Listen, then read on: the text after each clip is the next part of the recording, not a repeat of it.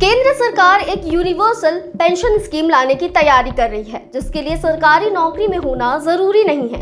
मंत्रालय के सूत्रों के मुताबिक ये स्कीम सभी नागरिकों के लिए होगी, चाहे वे प्राइवेट जॉब करते हों, दुकान चलाते हों या मजदूरी करते हों। भारत में 2036 तक लोगों की संख्या 22 करोड़ 70 लाख तक पहुंच जाएगी, जो कुल आबादी का 15% है। वहीं 2050 तक बढ़कर 34 करोड़ 70 लाख हो सकता है, यानी तब तक देश का हर 5वां शख्स बुजुर्ग होगा।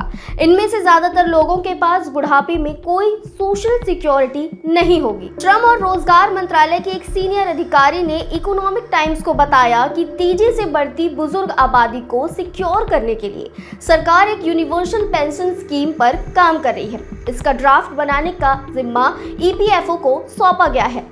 रिपोर्ट्स के मुताबिक 18 साल से ज्यादा उम्र का कोई भी व्यक्ति जो 60 साल के बाद पेंशन पाना चाहता है, वो इस स्कीम का फायदा उठा सकता है।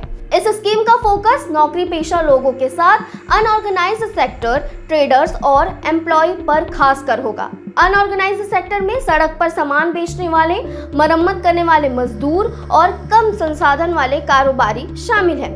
ट्रेडर्स में ऐसे लोग शामिल हैं जो कपड़े, सामान, फाइनेंशियल प्रोडक्ट्स, सोना, अनाज, शेयर मार्केट में स्टॉक या कमोडिटी जैसी चीजें बेचकर पैसे कमाते हैं।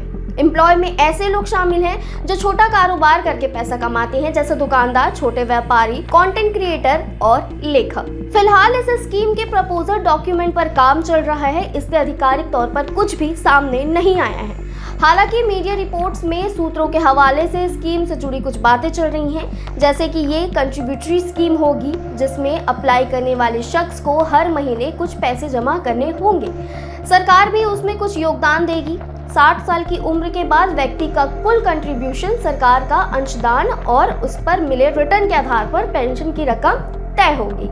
इसमें पहले से चल रही अटल पेंशन जैसी योजनाओं को भी शामिल किया जाएगा, ताकि सरकारी फंड का बेहतर इस्तेमाल हो सके। तो इस स्कीम के लिए आपकी क्या राय है, हमें कमेंट करके जरूर बताइए और ऐसे ही लेटेस्ट अपडेट्स के लिए वयम भारत को सब्सक्राइब करें।